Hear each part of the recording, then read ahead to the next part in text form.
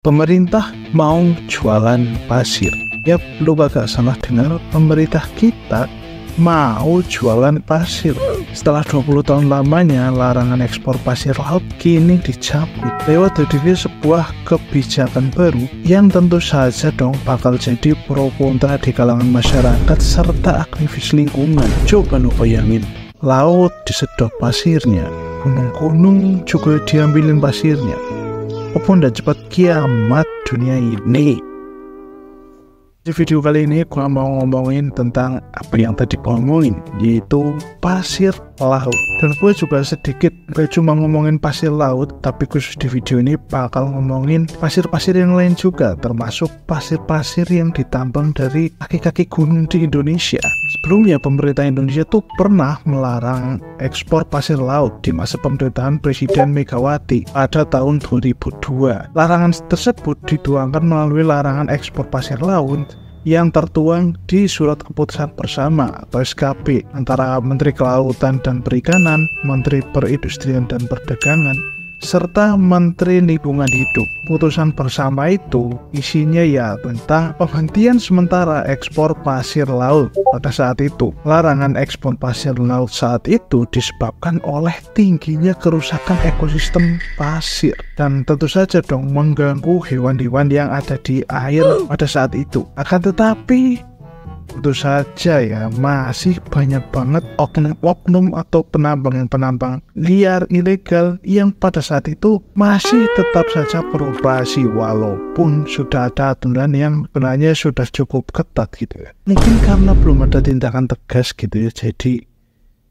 branding. Akan tetapi alasan diberi larangan ekspor di era Presiden Megawati tersebut tak menyurutkan pihak pemerintah saat ini untuk kembali melegalisasi kegiatan ekspor pasir laut. Pemerintahan era Pak Presiden Joko Widodo memiliki landasan atas terbitnya aturan pengolahan hasil pasir laut yang dimanfaatkan untuk pengembangan infrastruktur dan ekspor pasir laut.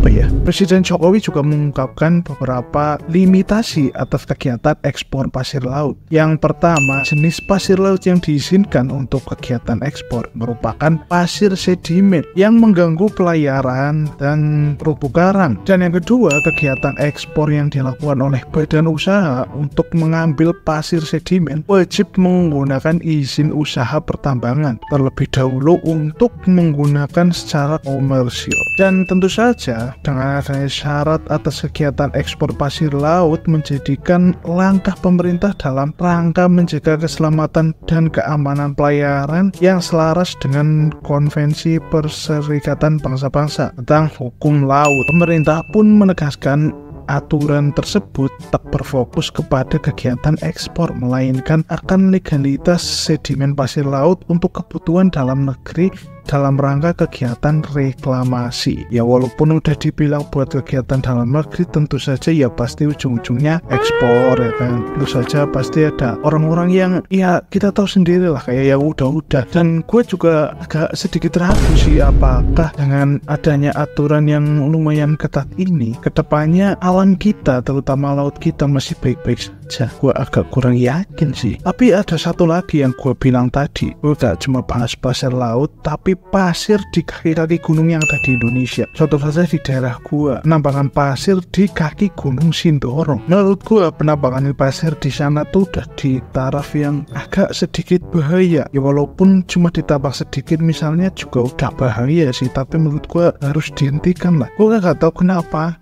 mereka nggak berhenti buat menambang, karena jujur saja gua yang jaraknya lumayan jauh dari kaki Gunung Sindoro aja gua sedikit takut karena nggak main-main loh. Itu kaki gunung yang ditambang, diambil pasirnya, dan bayangin kalau misalnya sampai jebol ke dalam gunungnya, apa nggak keluar tuh lava-lavanya ya kan? Mereka nggak mikir begitu gitu ya. Tapi ya tentu saja kalau kita tanya kenapa hal itu bisa terjadi, ya mungkin karena jujur saja penegakan hukum atas orang-orang atau oknum-oknum ini tuh sangat-sangatlah lemah. Gimana nggak lemah?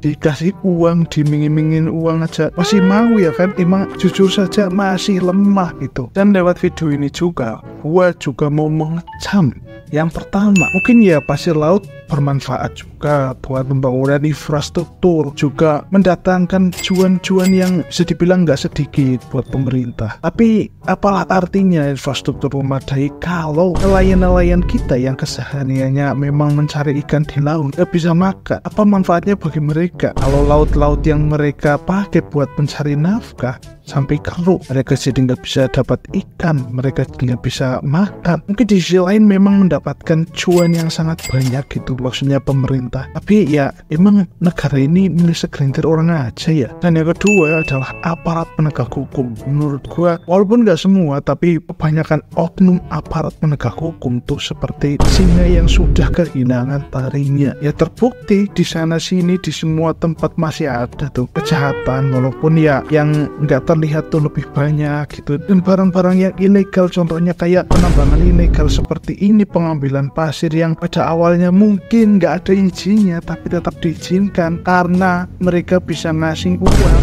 Menurut gue itu menjadi salah satu faktor kunci utama dari semua masalah ini sih. Dan tentu saja gue sebagai rakyat agak kecewa sih. Percuma rakyat biar kalian mahal-mahal para oknum kalau kelakuan kalian masih kayak gitu. Yang ketiga adalah kepada aktivis-aktivis lingkungan. Walaupun banyak banget aktivis-aktivis lingkungan yang sangat aktif menyuarakan hal ini, tapi menurut gue ini masih kurang tanpa adanya gerakan langsung dari seluruh rakyat Indonesia. Oke, mungkin itu aja karena gue agak sedikit takut buat konten seperti ini. Jadi jangan lupa like, comment, subscribe, dan tentu saja karena gue udah lama nggak ngebuat video, gue sangat kangen sekali dengan head komen kalian. Jangan lupa tulis saran atau head comment kalian di kolom komentar. Gue Alfi Ardianto, sampai jumpa di video berikutnya. Subscribe.